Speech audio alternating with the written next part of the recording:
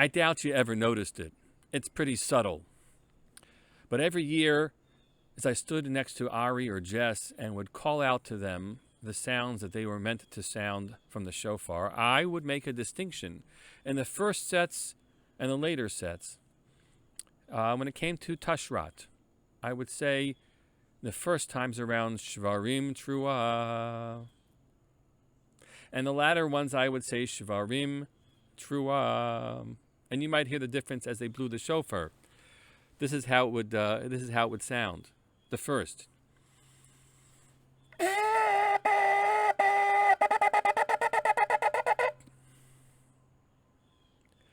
The second sets. And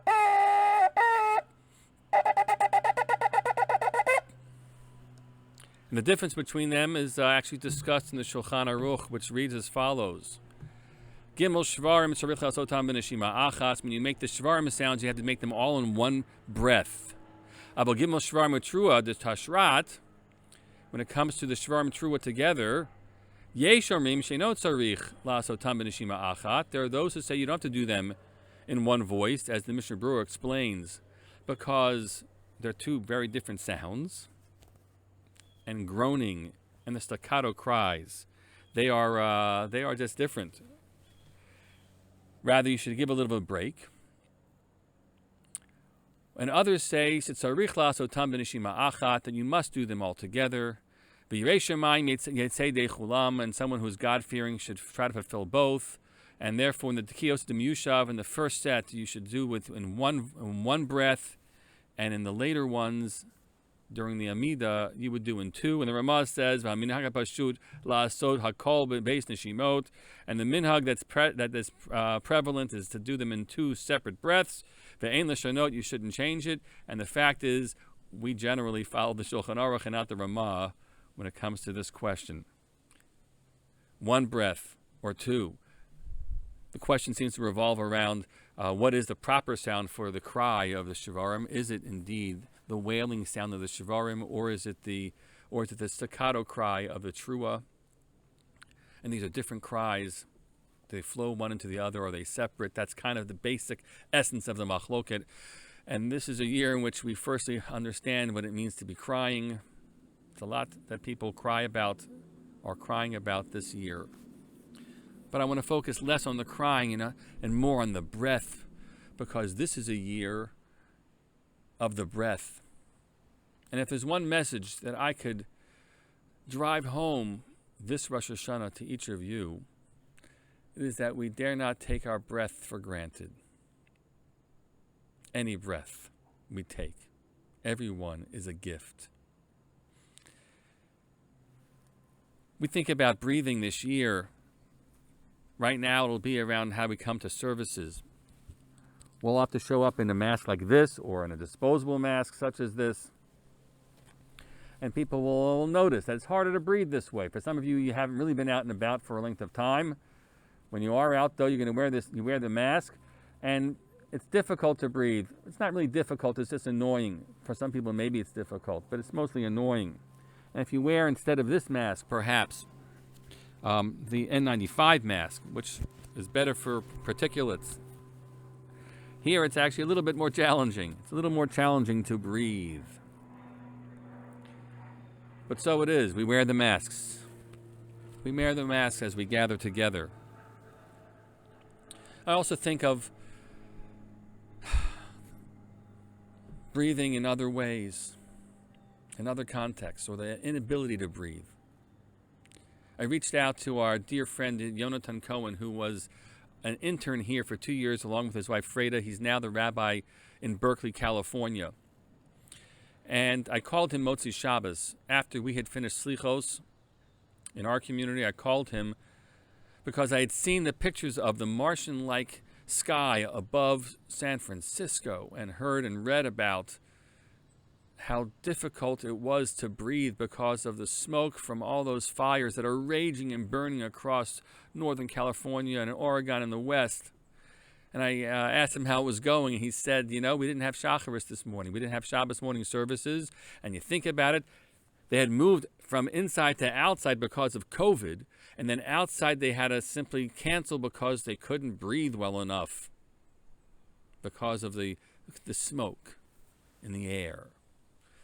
And he said he was going ahead with slichos services, but he was going to put on one of these N95s to do so. My God. We take it for granted, but it's not necessarily so simple for some people to be able to breathe. If I would say to you the words, I can't breathe, I imagine that you knew exactly what I'm referring to. This past June, a number of us participated in the local march here in White Plains.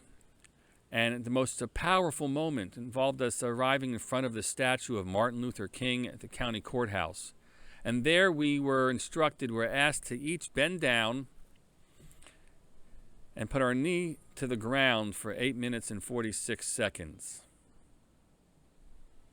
It was an interminable amount of time.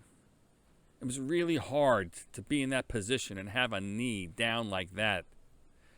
You can imagine how challenging it would be to have a knee on someone's neck for that long. And then, of course, you're supposed to remember what it means to have the knee on your neck and what it must have been, how difficult it must have been in those last moments gasping for breath of George Floyd. And so we're well aware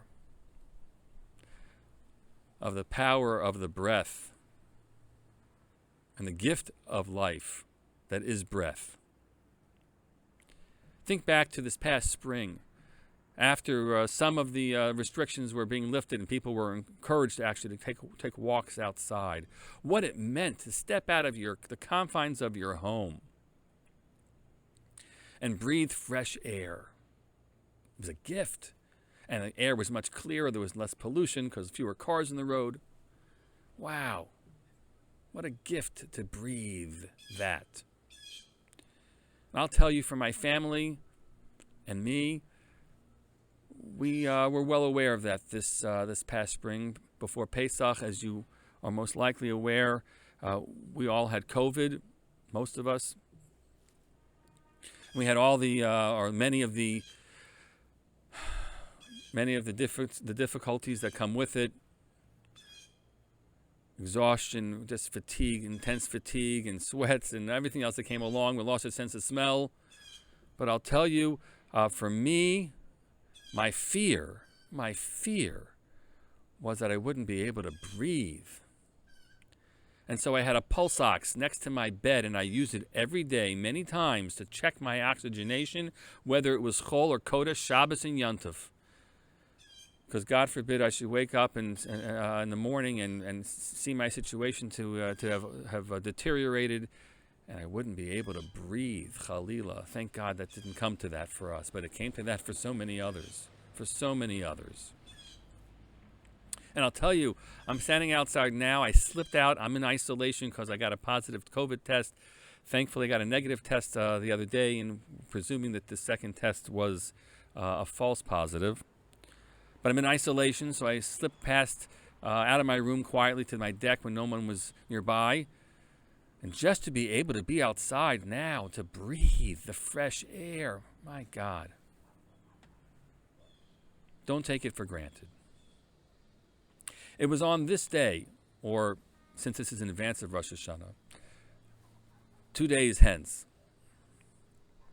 that the first breath was ever taken. The Torah describes Vayipach be'apav nishmat chayim. After God formed Ha'adam from the dust of the earth, he then blew into him nishmat chayim, the breath of life. And the word we use for a soul, neshama, is related directly to that. The breath of life. And it's on this Rosh Hashanah that we are meant to remind ourselves of what that gift is, what the gift was and is. You know, we use the word inspiration. We throw it around for someone who's kind of had a visitation of some new idea. But inspiration is the very first breath a person takes. You inspire. And Adam had that one, and a baby has that one, and you'll say to yourself, okay, I have one breath that came from God, and the rest are just happening now automatically. But in this year, we realize nothing happens automatically, and every breath we still have within us is a gift of God. And we take that gift that God has given us, my friends, and what do we do with it? What shall we do with this Rosh Hashanah, which is different than any Rosh Hashanah we could ever have imagined for ourselves? It won't be what we wanted, but it'll be something powerful. It'll be very powerful, this Rosh Hashanah, in any one of the 6 minyanim in which you find yourselves. You'll take the breath that God has given you and you'll turn it back to God in a prayer. In a prayer for those folks out west, in a prayer for the people of this country who feel of themselves that they haven't breathed for hundreds of years in this country, to pray for them and to determine to do for them, to make their lives better.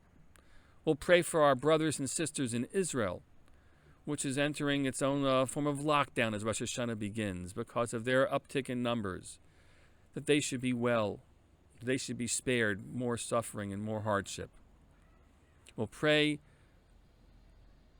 for our community, our friends, our loved ones, and for this entire country and the whole world, because that's what Rosh Hashanah is about. We pray particularly, we pray universally for all humankind, that God will grant us a different type of year than the one we've experienced this past one. And as the shofar will be sounded, and before the Baal Tekiah will cry out Shivarim Truah together, because that's perhaps the combination is the halachic requirement, or you separate it because we know that there are different types of cries. Sometimes the groaning cry and sometimes the staccato cry. Before we do that, as we've made it our custom these past few years, I hope that in any one of the 6 minyanim that you're participating in, or even if you're at home, that you'll take the time to pause. Breathe in. Breathe out.